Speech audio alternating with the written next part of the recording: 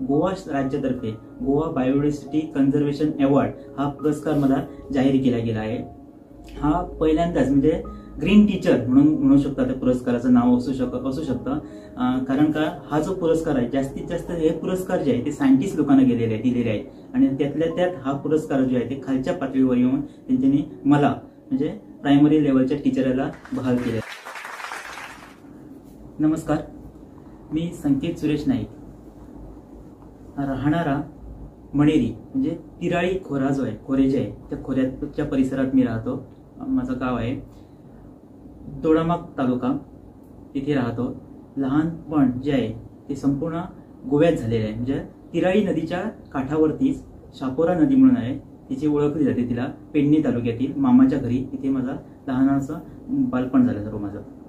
त्यावेळी प्राथमिक शाळा जी आहे, जी मराठी शाळेतून शिकलो मी इयत्ता 1ली ते 4थी, त्यानंतर तिथेच हायस्कूलमध्ये इयत्ता 10वी पर्यंत शिक्षण झालं आणि त्यानंतर 11वी आणि 12वी मुळगाव येथे शिक्षण घेतलं। मुळगाव नंतर मी कॉलेजसाठी साखळी येथे ऍडमिशन घेतलं। त्यानंतर माझं शिक्षण जे आहे ते परवरी येथे D.Ed कॉलेजमध्ये केलं मी। असे माझे शिक्षणाचा माझा प्रभाव आहे। बालपणच्या विषयी जर सांगायचं झालं तर माझ्या इयत्ता 1ली ते 7वी 8वी 9वी 10वी हे शिक्षण जे आहे त्या शिक्षणामध्ये मी जरा कमी म्हणजे खूपच कमी होतो। मी 10वी नापास विद्यार्थी आहे। एका विषयामध्ये 2 विषय माझे राहिले होते आणि त्यानंतर मी 11वी 12वी मध्ये ऍडमिशन केलं। पण हा जो आहे 1ली ते 4थी नंतर 4थी ते 10वी यामध्ये मला गुरु मिळाले, वेगवेगळे गुरु मिळाले। हे जे गुरु जे मिळाले होते ते मला योग्य गुरु नव्हते। त्यानंतर 11वी 12वी मध्ये जेव्हा माझे ऍडमिशन झालं, 11वी 12वी मध्ये जेव्हा मुळगाव हायस्कूल हाय सेकंडरी मध्ये जेव्हा माझे ऍडमिशन झालं, TMB मध्ये ऍडमिशन झालं, त्यावेळी तिथे मला गुरु भेटले, 2 गुरु भेटले, एक पौर्णिमा केरकर आणि राजेंद्र केरकर। या 2 सरांनी, या 2 टीचरांनी मला माझं वेगळंच रूप दाखवलं। मी 10वी पर्यंत कसा पास झालो, 80 करून पास झालो। त्यानंतर मला वाटलं की आता 11वी 12वी करावी आणि पोलिसमध्ये नोकरी करावी असं माझं ठरलं होतं। पण माझे ते दोघेही गुरु जे होते, पौर्णिमा केरकर आणि राजेंद्र केरकर, यांनी मला वेगळ्या दृष्टीने हेरलं आणि माझ्यातला जे सुप्त गुण जे आहेत ओळखले आणि मला वेगळ्याच मार्गावर नेलं। आणि त्यामुळे मी त्यांच्यामुळे आज इथे जो उभा आहे, आज इथे मी बोलत आहे, ते त्यांच्या गुणामुळे, त्यांच्या मार्गदर्शनामुळे, त्यांच्यानी मला पूर्ण जीवन माझं बदलून टाकलं। पर्यावरणाची आवड निर्माण करणारे माझे केरकर सर, राजेंद्र केरकर सर आहेत। त्यांच्यामुळे मी पर्यावरण क्षेत्रामध्ये आज वावरत आहे। दिवाळीचा जसा कॅम्प होता, 11वीत होतो त्यावेळी दिवाळीचा कॅम्प सुट्टी होती आणि त्यावेळी मला केरकर सरांनी आपल्या एका कॅम्पला घेऊन गेले केरी येथे। तिथे एक संस्था आहे विवेकानंद पर्यावरण जागृती फौज या नावाने। या संस्थेशी मी निगडीत झालो। या संस्थेची वेगवेगळे कॅम्पमध्ये मी सहभागी होऊ लागलो, त्यांच्या ट्रॅकमध्ये सहभागी होऊ लागलो आणि मला तिथे जाणून आलं की हा निसर्ग जो आहे, या निसर्गातून आपण खूप काही शिकू शकतात। त्या संस्थेमार्फत मी निसर्गाशी वेगवेगळे गुण शिकलो, त्या निसर्गाविषयी जाणून घेतलं। पक्षी, प्राणी, कृमीकीटक, झाडं, हा जो परिसर जो आहे त्याच्याविषयी ज्ञान मला तिथे या संस्थेने दिलं। या गुरूंनी मला राजेंद्र केरकर सरांनी दिलं। त्यानंतर मी 11वी 12वी झालो। 11वी 12वी झाल्यानंतर कॉलेजला ऍडमिशन घेतलं। संस्था होती, संस्थेमार्फत वेगवेगळे आम्ही उपक्रम करायचो, वेगवेगळे कार्यक्रम करायचो। कार्यक्रम जे आहे ते जास्तीत जास्त ते अवेअरनेस प्रोग्राम या संदर्भात होते, environment related and awareness programme संदर्भात होते। आमच्या संस्थेचं नाव आहे ते विवेकानंद पर्यावरण जागृती फौज, म्हणजे पर्यावरणाची जागृती निर्माण करणं हा आमचा एक ध्येय होता, उद्देश होता। त्या उद्देशाने आम्ही वेगवेगळे उपक्रम करू लागलो आणि मुलांबरोबर, म्हणजे जे कॉलेजची मुलं जी होती किंवा गावातली लोक होती, शाळेतील मुलं होती, त्यांच्यासाठी आम्ही वेगवेगळे कॅम्प घेऊ लागलो। त्यानंतर त्याच दरम्यान जेव्हा मी D.Edचं शिक्षण पूर्ण केलं, त्याच दरम्यान मला एक मिनरल फाउंडेशन म्हणून एक संस्था आहे, त्या संस्थेमध्ये कामाला रुजू झालो। तिथे पराग रांगणेकर, श्रद्धा रांगणेकर, संगम पाटील हे सारखे मित्र भेटले आणि त्यांच्यानी मला वेगवेगळं असं काहीतरी दाखवलं की नका जे कॅम्प जे आहे ते ऑर्गनाईज आम्ही करू लागलो. तिथे जे खनिज पट्ट्यातील लोक होती, मुलं होती, त्या मुलांसाठी आम्ही वेगवेगळे कॅम्प घ्यायचो. दिवाळीच्या सुट्टीत, क्रिसमसच्या सुट्टीत, मे महिन्याच्या सुट्टीत, उन्हाळ्याच्या सुट्टीत कॅम्प घ्यायचो. तिथे त्या कॅम्पला आम्ही नका मुलांना मार्गदर्शन करायचो. पूर्ण 3 दिवसाचे कॅम्प, ओव्हरनाईट कॅम्प असायचे तिथे बोंडला अभयारण्यामध्ये. तिथे जाऊन त्या मुलांना कॅम्प घ्यायचो. त्या कॅम्पामार्फत मुलांना आम्ही नका पर्यावरणाची आवड निर्माण करायचो. आणि तेवढ्यातच त्याच वेळात मला टीचरीचा जॉब मिळाला, शिक्षकाचा जॉब मिळाला. मी एक प्राथमिक शिक्षक आहे. पहिल्यांदा शिक्षक म्हणून 2011 मध्ये मी रुजू झालो. तो होतो आंबेशी शाळेमध्ये, सरकारी प्राथमिक विद्यालय आंबेशी पाळी या शाळेमध्ये. त्या शाळेचं खूप नाव होतं, कारण त्या शाळेतले जो शिक्षक जो होता तो आमच्यात या सिंधुदुर्ग जिल्ह्यातलाच होता, सावंतवाडी तालुक्यातला रवींद्र कांबळे गुरुजी. ती शाळा जी आहे, सुंदर शाळा, स्वच्छ शाळा, वेगवेगळे पुरस्कार सलग 5 वर्ष त्यांनी पुरस्कार घेतले होते त्या शाळेमार्फत. आणि मी भाग्यवान होतो, कारण त्या शाळेमध्ये मला रवींद्र कांबळे गुरुजींच्या शाळेमध्ये मला परत मिळाले, जॉब मिळाला. तिथे मी पहिल्यांदाच गेलो. शिक्षक कसा असायचा हे आम्हाला D.Ed ला शिकवलं होतं, पण प्रत्यक्षात जेव्हा 4 वर्ग, इयत्ता 1 ते 4 हे 4 वर्ग मुलांना शिकवायचं होतं. आणि त्यातले चारही विषय इंग्रजी, मराठी, गणित, परिसर अभ्यास, त्याच व्यतिरिक्त चित्रकला, क्राफ्ट हे विषय कसं शिकवायचं काहीच माहीत नव्हतं आम्हाला. पहिल्यांदा कॉलेजमध्ये असताना जेव्हा शिक्षकाची पदवी आम्ही घेतो तेव्हा आम्ही फक्त एकच वर्ग असतो, आमच्या समोर असतो, पण इथे 4 वर्ग होते आणि एक शिक्षकी, म्हणजे एक शिक्षकी शाळा. अशा या शाळेमध्ये तिथे मला एक सर भेटले, यतीश वेरेकर म्हणून. त्या सरांनी मला मार्गदर्शन केलं की कसे 4 वर्ग कसे घ्यायचे. आणि त्यांच्या मार्फत आम्ही तिथे उपक्रम राबवू केलं. वेगवेगळे उपक्रम आम्ही शाळेमध्ये राबवू केले.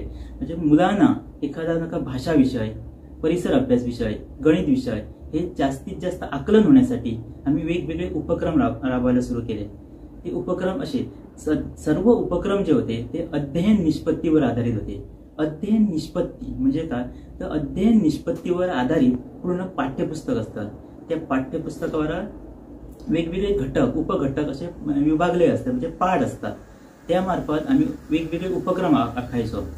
हे उपक्रम जे आहे, एक उदाहरणार्थ जर समजा मुलांना हे शिकायचं असेल, आमचं प्राणी जीवन, प्राण्यांचे वर्गीकरण समजायचं असेल तर ते प्राण्यांचे वर्गीकरण कसे करायचे याविषयी आम्ही त्यांना मार्गदर्शन करायचो. पक्षी हा घटक जो असेल तर पक्षी कसे बघायचे त्यासाठी मुलांना आम्ही बाहेर फील्डवर घेऊन जायचो.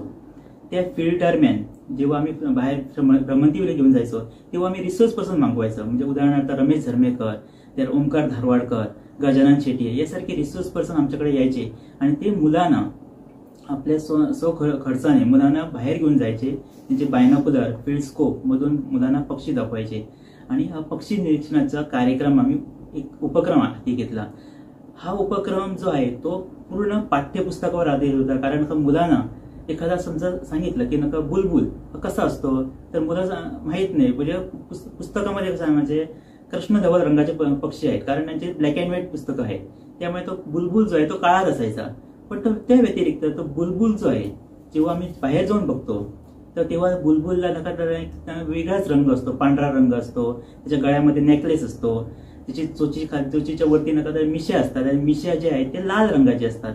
हे जेव्हा मुलं प्रत्यक्षात बाहेर जाऊन बघतात तेव्हा त्यांना अनेक आवड निर्माण होते पक्ष्याविषयी.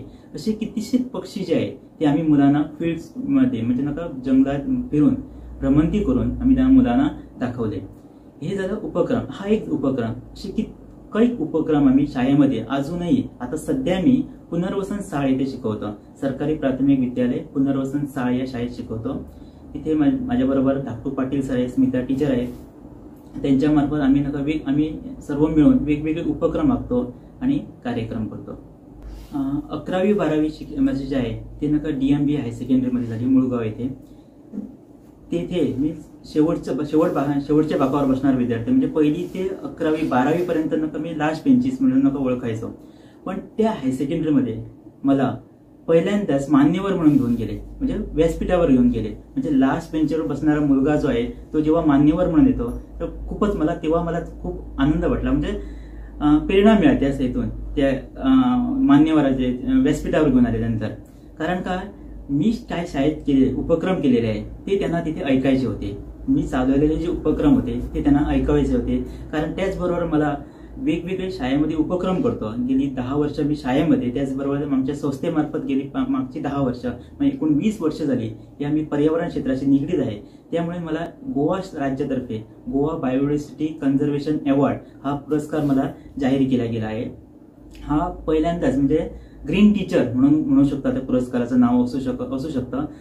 कारण का हा जो पुरस्कार आहे जास्तीत जास्त हे पुरस्कार जे आहे ते सायंटिस्ट लोकांना दिलेले आहेत. आणि त्यातल्या त्यात हा पुरस्कार जो आहे ते खालच्या पातळीवर येऊन त्यांनी मला म्हणजे प्रायमरी लेवलच्या टीचरला बहाल केलेला आहे. त्यानिमित्त मला तिथे मान्यवर म्हणून बोलवलं होतं. आणि त्यावेळी मी तेथील मुलांना एक मार्गदर्शन केलं. कारण का कसे ऍक्टिव्हिटी करायचे, कसे मुलांना गुंतवून ठेवायचं या संदर्भात माझा अनुभव जो आहे तो तिथे मी प्रकट केला होता. आम्ही जे शाळेत चाललेले उपक्रम जे असतात ते उपक्रम जे आहे ते सर्व उपक्रम जे अभ्यासक्रमाला आधारित आहेत, म्हणजे अध्ययन निष्पत्तीला आधारित. उदाहरणार्थ जर समजा मुलांना प्राणी यांचे वर्गीकरण करायचे असेल तर वर्गीकरण करताना आपण अभ्यासक्रम फळ्यावरती लिहितो हा सस्तन प्राणी आहे, हा उभयचर प्राणी आहे, हा कीटक आहे, हा सरपटणारा प्राणी आहे, हा पक्षी आहे आणि हा इतर प्राणी आहे. असे आम्ही त्याचे वर्गीकरण करून आम्ही तक्ता तयार करतो आणि मुलांना शिकवतो. पण त्या व्यतिरिक्त जर आम्ही मुलांना प्रत्यक्ष बाहेर फील्डवर घेऊन गेलो तर मी एक उदाहरणार्थ रोड किल सर्वे हा उपक्रम आम्ही शाळेत राबवला. त्यामार्फत काय तर मुलांना आम्ही रस्त्यावर घेऊन गेलो आणि रस्त्यावरचा रस्ता त्यांना आखणी करून दिला 500 मीटरचा रस्ता. आणि त्या रस्त्यावर जे काही प्राणी मिळतात, मेलेले प्राणी, मृत प्राणी जे आहेत त्यांची नोंद करा म्हणून सांगितली. आणि त्यांना पहिल्यांदाच आम्ही नोंद वही कशी करायची असा एक सविस्तर तक्ता दिला. तर ज्या प्राण्यांना 6 पाय आहेत ते कुठल्या गटामध्ये येतात तर ते कीटकमध्ये येतात. ज्यांच्या अंगावरती खवळे आहेत जे सरपटत जातात, उदाहरणार्थ समजा एखादा सरडा मिळाला, साप मिळाला तो कुठल्या प्राण्यामध्ये येतो तर सरपटणाऱ्या प्राण्यामध्ये येतो. ज्याच्या अंगावरती केस आहे जे पिलांना जन्म देतात असला प्राणी समजा उंदीर मिळाला, तर आपला रॅट मिळाला तर तो कशामध्ये येतो तर तो आमचा सस्तन प्राण्यामध्ये येतो.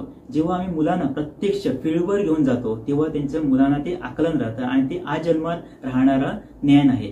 आणि असंच जर समजा प्रत्येक शिक्षकाने आपापल्या शाळेमध्ये अध्ययन निष्पत्तीवर आधारित उपक्रम आखले तर मूल जे आहे, विद्यार्थी जे आहे, जो तुमच्या समोरची पिढी जी आहे म्हणजे भारताचे नागरिक जे आहे ते कायमस्वरूपी तुम्हाला आणि तुम्ही केलेले उपक्रमाला लक्षात राहणार त्यांच्या. आणि त्यातनं जे मिळालेले ज्ञान आहे ते कायमस्वरूपी असणार आहे. म्हणजे प्रत्येक जो अध्ययन निष्पत्ती आहे त्या निष्पत्तीवर आधारित जर समजा तुम्ही उपक्रम आखले तर मुलं व्यवस्थित शिकू शकतात. मुलांना शिक्षणाची आवड निर्माण होणार आणि तुम्ही म्हणजे एक शिक्षक म्हणा आपला हा शिक्षक आम्हाला पाहिजे, प्रत्येकाला मनामध्ये आवड निर्माण होणार.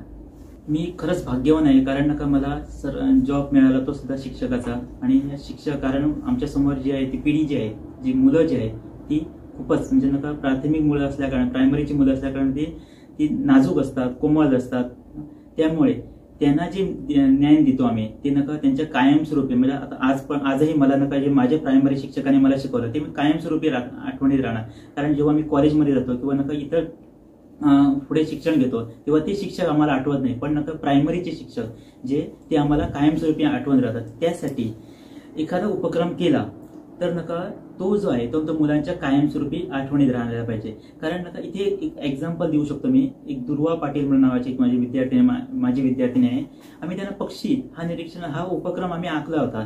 पण जेव्हा तिच्या घरी एखादा पक्षी तिच्या घरी जाऊन पडला म्हणजे ग्लासला आपण खाली पडला तेव्हा त्या मुलीने तो पक्षी जो होता किंगफिशर होता तो किंगफिशरला पाणी दिलं आणि त्याला अरिवसात सोडला. म्हणजे हा एक मला मिळाला म्हणजे उपक्रमातून मिळालेलं एक चांगलं असं फलित होतं. एक असं उपक्रम किंवा आम्ही अजून एक आंब्याची पाळीमध्ये उपक्रम आखला होता. तर कसला होता तो कचऱ्या संदर्भात होता. तर कचऱ्या संदर्भात काय फक्त अवेअरनेस खूप होते, वेगवेगळ्या सरकारी पातळीवर मोठमोठ्या अवेअरनेस होतात. पण इथे प्रायमरीच्या मुलाने उपक्रम ऐकला होता, भवती भिक्षाम देई, म्हणजे नका प्रत्येकाच्या घरी जाऊन आम्ही भीक मागितली होती. तर कसली भीक? तर कचऱ्याची भीक. प्रत्येकाच्या घरी जाऊन भीक मागितली होती, कचऱ्याची भीक. त्या भिकेमध्ये तुमच्या एकेरी वापरेचा जो कचरा जो आहे तो तुम्ही आम्हाला द्या. आणि हा कचरा मुलं जेव्हा दारावर जातात, प्रत्येकाच्या घरी जातात आणि भीक मागतात कचऱ्याची, तेव्हा तर पालक जो आहे तो गृहिणी जी आहे घरातील, तिला वाटतं की खरंच कचरा हा आपल्याला खूप त्रासदायक आहे. त्यामुळे कचऱ्याची विल्हेवाट जी आहे त्याचे सॅग्रिगेशन करणं खूप महत्वाचं आहे. आणि नको तो प्रॉपर जो कचरा आहे तो व्यवस्थित डस्टबिनमध्ये जाऊन तो व्यवस्थित त्याची विल्हेवाट लावणारा हा उपक्रम आम्ही आखला होता. त्यामुळे असे उपक्रम जेव्हा आम्ही करतो तेव्हा समाजामध्ये एक चांगला वेगळापण निर्माण करतो. आणि हे मला सर्व गोष्ट जी आहे त्या जॉबमध्ये शिक्षक या नात्याने करायला मिळाले.